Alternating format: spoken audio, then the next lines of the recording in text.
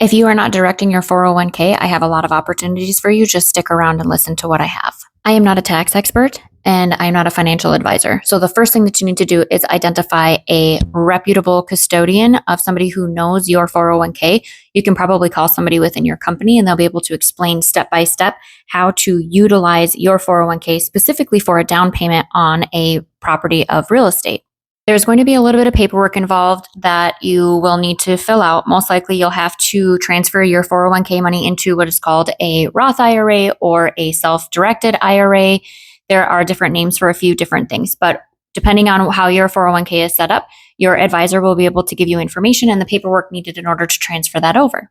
One of the fastest and easiest ways to use your 401k is to actually use an old 401k that you had from a previous employer, if that's something that you have, even if it's just a small amount.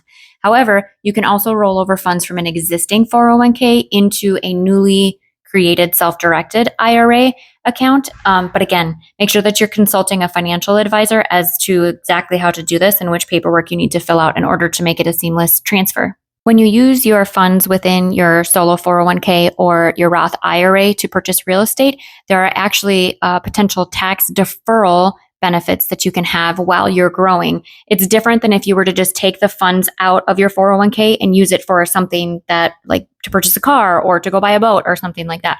You actually have tax benefits when you use those funds in and you buy real estate with that. There's also not that immediate tax implication that you would get if you were to just go buy something else versus real estate.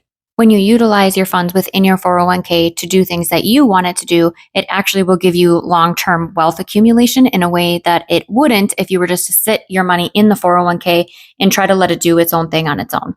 One of the best things that you can do is to try to figure out your financial objectives and where you want to be when you do retire.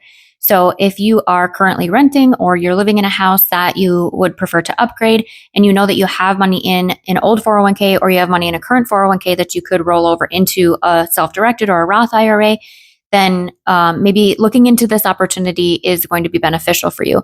So you could either use those funds to put into a down payment for your own personal property that will then gain equity over time, or you could continue to stay in the house that you're in and you could still utilize those funds to purchase real estate in an investment property.